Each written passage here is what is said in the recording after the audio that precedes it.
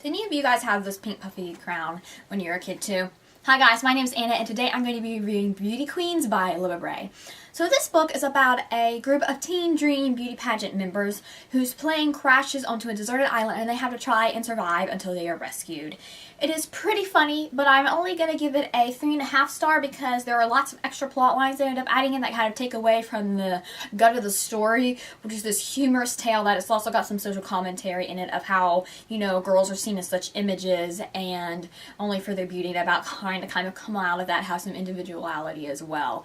And I thought it was written really well. There are scenes in it where it's written as if it's a TV show and you go through it and there are like even commercial breaks where they're having ads for different things that are absolutely hilarious. And then you get little scenes that are like the, you know, application for the girls wanting to enter the beauty pageant from their different point of views, and there's just little snippets from different things that are really hilarious, and then there were like interviews from like different shows breaking in, and I thought it was really interesting that format of writing that Libba Bray added into it. I just still wish that she had stuck more with the original plot line and not gone off in these other military conspiracy theory places that she went. Overall though, I'd give it a read. It's got some pretty hilarious moments and overall it has some pretty memorable characters too. I'd have to say that my favorite is probably tied with either being Jennifer or Nicole. I love them both. So I would definitely still give this book a chance. Some of you guys, the alternate plot lines and stuff might not bother you as much, but for me it personally kind of got away from like it being as funny as it could have been.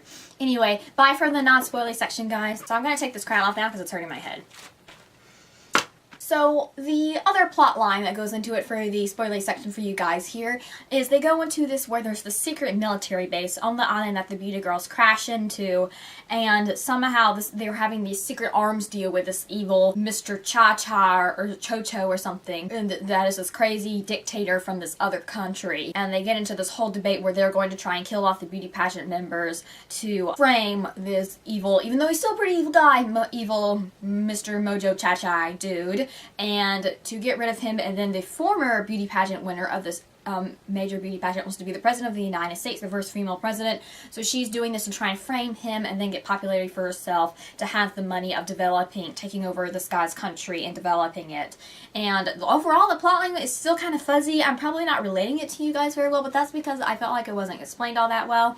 You go into the point of view of like one of the secret agents in it. Overall, I felt the jokes were pretty good. I pretty much enjoyed all the characters. It got almost crazy at times though, like after Taylor, Mrs. Texas, got shot by the tranquilizer poison thief, and she was all like hallucinating and doing the statue of the former beauty pageant winner and everything. I felt like when she got to that point, right when she first got shot, you started getting into crazy kind of like a SpongeBob episode on crack territory a little bit, where we kind of could have reined it down, where at the beginning it was still crazy and funny, but it wasn't so crazy that it went to almost campy, and at times it almost went to campy, you know, like to the point of unbelievable. And I know it's like supposed to be satire of the genre and it's not really like 100% realistic, but it would have been nice at times for it to keep a little bit more, you know, because at this point, once it reached that point, it's kind of like, well, you know, any believability of it was just like gone by then, you know, at that point for me.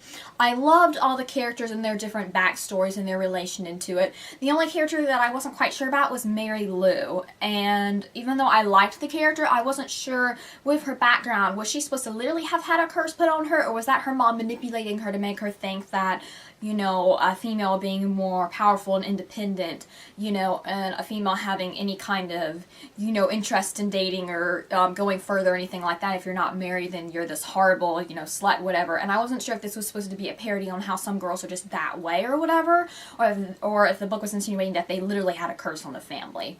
So I personally think it would be a lot better if it was not a curse, but that was left a little bit blurry there, which I wish would have been explained a bit better. I liked Shanti a little bit better farther into the book, but at first I found her pretty annoying that she was so worked up in the competition even though they're on a deserted island, and I felt like she could have kind of got back to normality a little bit quicker, you know, that could have kicked in more. Like it really was only Adina who immediately really kicked into, you know, this sucks, you know, we've landed in the middle of shit ass nowhere, you know, we kind of need to do something about this, you know, we need to stop practicing our lines and our speeches and doing our model walk or whatever. I mean, we need to be gathering food and go drinking water. I mean, this matters, you know. And I felt like it took some of the girls a little bit too long for that to kick in, you know, because I mean, that would be kicking in the second island or something. For one thing, I'd be like, I know no survival tips whatsoever, and what do I do when my iPod, like, runs out of battery, and, like, there's no crushed ice and soda on this place, and what do I do, and there's no frozen pizza?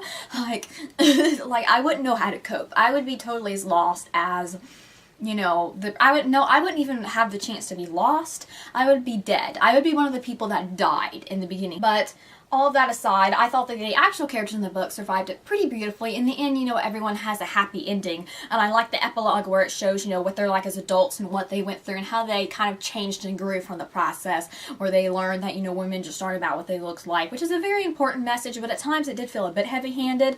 But again, this is kind of a satire type on the genre, you know, on the whole beauty pageants as a whole. So you're expected to be a bit heavy-handed. Just at times it would have been nice if they just dialed back the crazy a tiny bit, you know? I also liked Petra. I thought her kind of hint at being, you know, had previously been a member of one of the, you know, stereotypical boy bands or whatever, and her transition was really interesting to read, and I thought it was really funny. Their whole, I knew you and you had a poster in my room, and everyone freaking out about it, you know, was really funny. And I liked the pirates from the pirate reality show happening to crash on their island as well, and that mix of the male characters. And I like the fact that even though this is a very feminist, you know, woman empowering book, not all the guys are total douchebags like a lot of the times they happen to be. You know, you had Captain Sinjin and a few of the other pirates that were decently good guys, you know, but overall, I think it was a pretty interesting read. It definitely leaves me interested to see more from Libba Bray. I'm going to check out her Diviners and Going Bovine and see how I feel about those, because I liked her writing style. I thought it was very clever. I think some of the parts that I laughed the most were actually like the ads inside of it, like the commercial breaks. Like, amazingly enough, the ads written in the book were better. When I am such a bitch about actual ads, I'm like, I hate them so much. But I actually liked, they were so hilarious where, you know, we apologize for, you know, our malfunctioning pink handgun, whatever, but you can't sue us or anything because since we're issuing this warning, it seems like we care, and you can't sue people if they seem like they care. And it was just, I loved all of that. There was a lot of really clever humor in this, which I liked. Again, as I said, I would just like for them to dial back the crazy a little bit and be slightly less heavy-handed with the message, but overall, it was definitely an enjoyable read. It just could have been edited a little bit. Anyway, that's all for now. Bye, guys.